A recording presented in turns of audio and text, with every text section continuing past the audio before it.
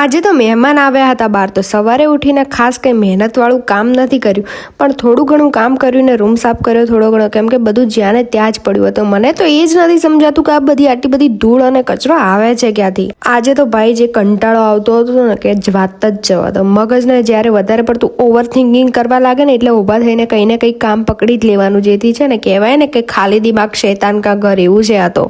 બપોરે પછી નાહી ધોઈને ફ્રેશ થઈને મેં બનાવી દીધી મારી માટે કોફી, અને હું કોફી પીતી જતી અને થોડી વારમાં છે ને બહારથી અવાજ આવવા લાગ્યો પેકેટ ખખડવાનો. મેં કીધું બિલાડી હશે, અને પછી બહાર જઈને જોયું ને તો વાંદરા હતા. તો પછી એમને જમવા માટે મેં રોટલી આપી અને પછી સાંજે હું જમવાનું બનાવવા લાગી. અને આજે સવારે ભાત બનાવ્યા હતા તો વધારે ક્વોન્ટિટીમાં વધ્યા હતા, તો પછી એને વઘારી લીધા. અને સાથે જ આજે બનાવવાનું હતું વઘારેલું દહીં, જેની માટે દહીંમાં મેં થોડું પાણી નાખી અને બધા મસાલા મિક્સ કરી લીધા. અને આપણે આજે છે ને ઘીમાં તડકો લગાવવાનો છે, જેમાં રાઈ, જીરું, લસણ અને લીલા મરચાં નાખીશું. અને દહીંનો છે ને ઉપરથી વઘાર કરવાનો છે અને પછી તેને ગરમ કરવા મૂકીશું. અને થોડીક વાર જ ગરમ થવા દઈ અને પછી દહીંને ઉતારી લેવાનું છે.